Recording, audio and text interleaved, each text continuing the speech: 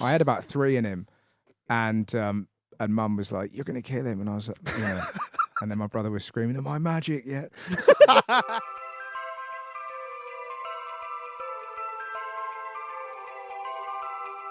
What's the weirdest thing you ever did as a kid? Russell, was it you? I may have got this wrong, but was it you that did a bit about Lego up the arse? How much Lego sure. can you? No, that was a marble. So I thought he was going to go, no, that wasn't That was me. John Richardson.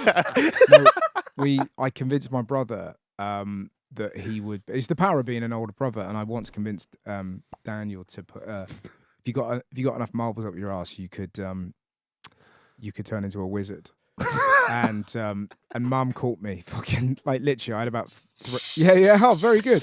But I had about 3 in him, and Mum was like, "You're gonna kill him," and I was like, and then my brother was screaming, "Am I magic yet?"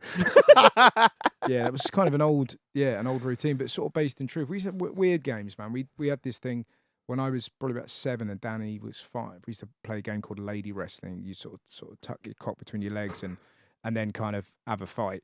And the loser was the person whose kind of cock fell out. That's why it was called lady wrestling. So that's, different game. What do kids do now? I was going to say, did you Xboxes now, innit, and all that sort of stuff. I've got to admit, I did one where me and my cousin used to get in a duvet, roll up, not in the same one, we had separate duvets, roll up as tight as we could and pretend to be penises. Yeah. Yeah. we did a thing with that where, you go inside the duvet. So outside the kind of, and we'd call it the other world.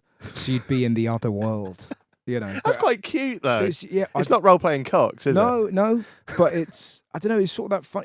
I think it's because we didn't have stuff. So your brain, when we were kids, now we'd have had a little kind of fruit game that we could have played on our phone or something like that. Whereas it's sort of that thing, particularly growing up in the arse end of nowhere, your brain's like, right, we've got to figure out something to do. Yeah. And it's sort of particularly if you haven't got any money, it's odd the games, like when Dad used to wash his car, me, my brother and my sister would pick a sort of an individual run of water that would come off his car that would go down to the drain. So you'd pick it at the beginning and then you go, right, I'm back in that one.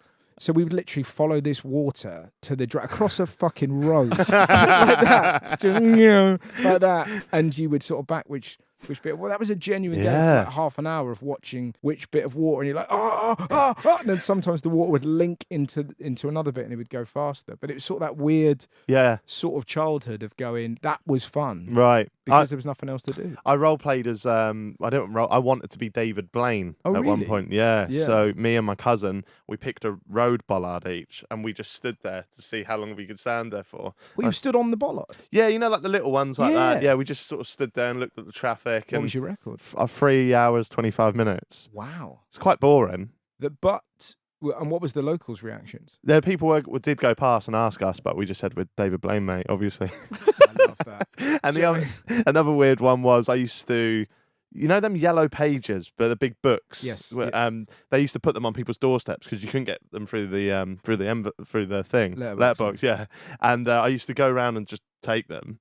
And then we had this old car garage, and I just stacked up this whole empire of yellow pages. Wow. It was like that scene from Breaking Bad where that guy lays in the money. But it's like yellow pages, or like the newspapers that you sit on set and stuff. Yeah. So I did some fucking weird shit. But it's odd, isn't it? It's sort of. But I think it's born out of having nothing to do and just having your brain needing something to do. Whereas now, you wouldn't be stealing that. You wouldn't be doing that. No. Do you know what I mean? No. Yeah, it is weird.